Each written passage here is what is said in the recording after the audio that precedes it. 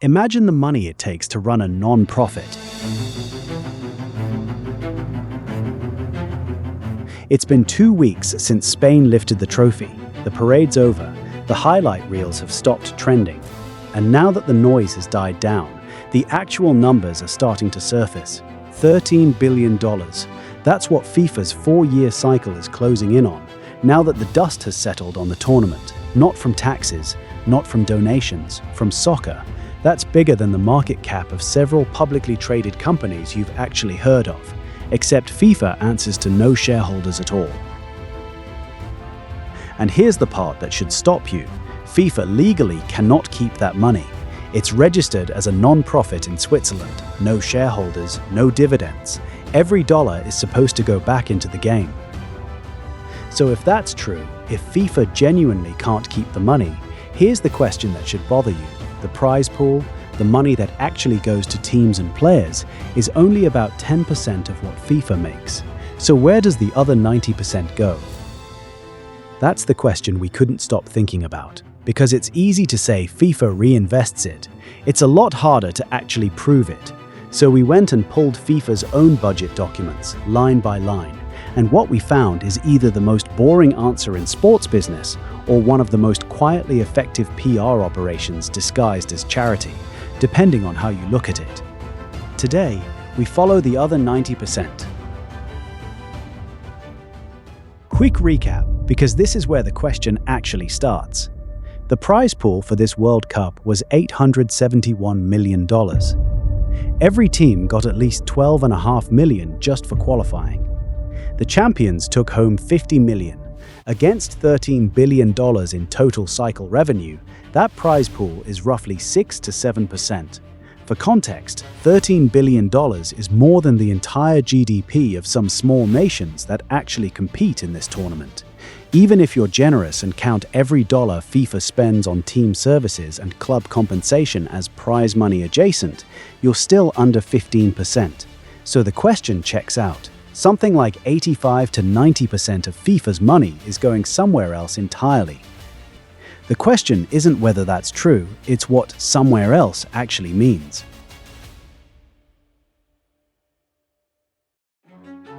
Today, we follow the other 90%.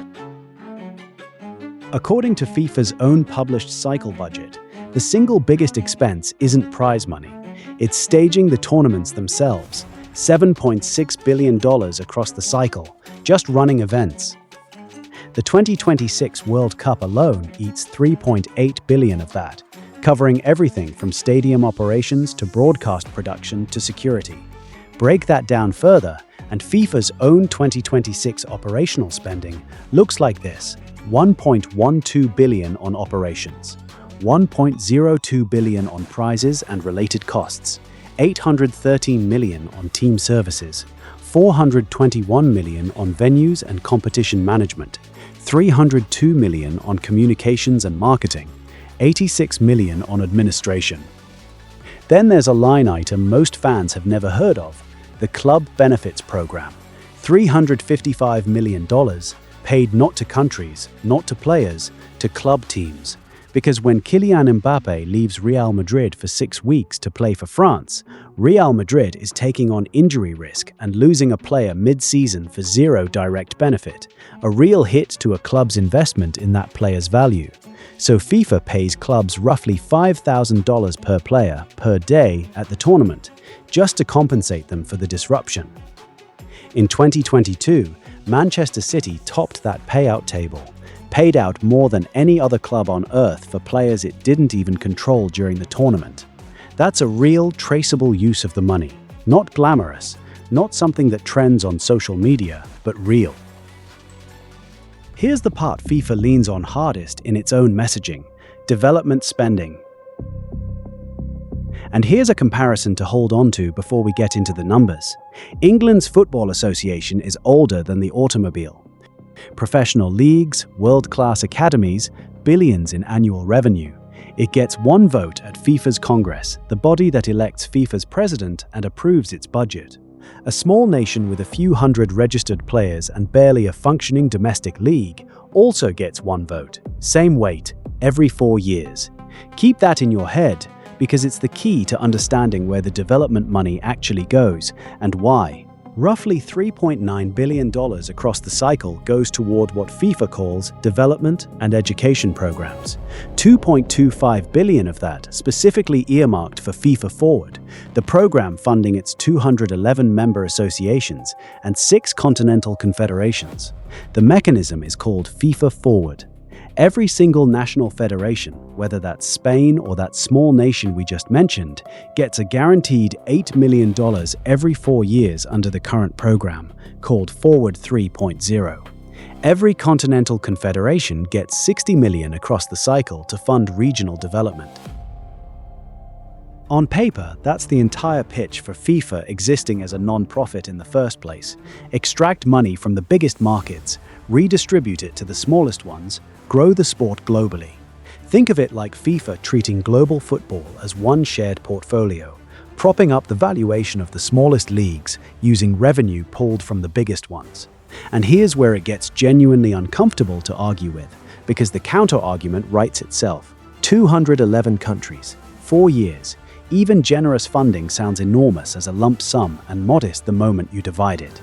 $8 million over 4 years is only $2 million a year, less than what one mid-tier Premier League player earns in a single month. That's the entire annual development budget for an entire national football program, in some cases, an entire country's youth development pipeline. Now, go back to that vote. Critics have pointed out for years that this structure does something else too. It gives FIFA's president enormous political leverage, because that same small federation, dependent on FIFA's goodwill for basic funding, casts a vote worth exactly as much as Brazil's or Germany's. So, is it development? Yes, genuinely, provably yes. Is it also a very effective way to buy loyalty from 211 votes? Also yes. Both things are true at the same time, and FIFA has never had to choose between them. Now let's actually imagine the money side by side, with the tournament long enough behind us that we're not just guessing anymore. $13 billion in across the cycle, with FIFA now confirming it cleared over $9 billion from the World Cup itself. Roughly $871 million goes to the players and teams who actually won the games. Roughly $7.6 billion is budgeted for running the tournaments that generated the money in the first place. Roughly $3.9 billion is budgeted for development, spread across 211 countries. Add that up, and it's actually close to the full $13 billion. The money isn't disappearing into a void. That's the honest, unsatisfying answer to the question we started with. There isn't a smoking gun. There isn't a yacht. But here's the tension that number matching doesn't resolve. FIFA decides what counts as development. FIFA decides what counts as operations. FIFA's own executives set FIFA's own salaries out of that same operational budget, and FIFA doesn't publish those individual numbers with anywhere near the detail it publishes its revenue wins. A non-profit that can't show a profit on paper can still build enormous institutional power, influence, and leverage without a single dollar ever technically leaving the football ecosystem. Its real net worth isn't sitting in a bank account, it's sitting in 211 votes it can call in whenever it needs to. That's not illegal, it's not even necessarily wrong, but it's also not nothing. So here's where we actually land, and we're not going to pretend this has a clean answer, because it doesn't. The honest answer, after all this digging, is FIFA does spend the other 90%, mostly on things you can point to. Stadiums, clubs, federations, development programs in countries that genuinely need the money. But we spent it, and we spent it well, are two different claims, and FIFA has spent 2 decades getting very good at only ever proving the first one.